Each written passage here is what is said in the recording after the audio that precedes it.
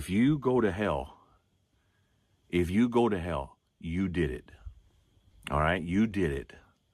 You will not be able to stand before God and say, you did this to me. God gave man the opportunity to choose to obey him based on his free will. God gave man the opportunity to accept the sacrifice that God gave through Jesus Christ. Man has the opportunity to choose to worship God. And so in his foreknowledge, he looks down at you and he sees every decision that you're going to make. And so there comes a point where in the future, you're going to make this decision and you're going to choose to accept Jesus Christ. He sees that beforehand. That's foreknowledge.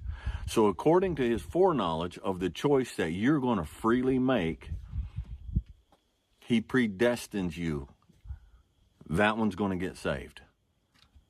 I'm predestining. I am elect. He is the elect. According to my foreknowledge of the choice that he makes out of his own free will. God is not bound by time. We're in time. We have a past, we have a present, we have a future. God is outside of all of that. Now, if you take the entire beginning and ending of time as we know it today, and let's picture it as a shoebox. God is not in that shoebox. We are. Our grandfathers are. Our great-grandfathers are. Our children, our grandchildren, until Jesus comes back and we are all ushered into eternity. We're in that shoebox of time. It's contained. It has a beginning and it has an end.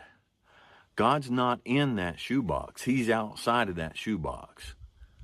So before time began, he could move around that shoebox and look down in it and see me. And with his foreknowledge, because he could see everything that was going to happen throughout time, before time even came into existence, according to his foreknowledge, he elected me. Foreknowledge of what? Foreknowledge of the choices that I would make based on the free will that he gave me. People say, Dwayne, you can't have predestination and a free will. Of course you can. Of course you can. Of course you can. The reason for the tree of knowledge of good and evil in the garden, people say, Dwayne, why did he do that? Because we have a free will.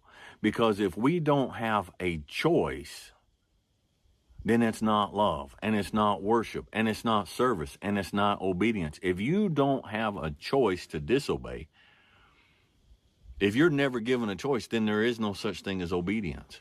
He is not willing that any should perish. If they understand God so little that they think God creates people, gives them no choice, gives them no free will not shed enough blood to save them, and will choose arbitrarily to send them to hell. If you have that much of a fundamental misunderstanding of the very character and nature of God, I don't even know how you can be born again.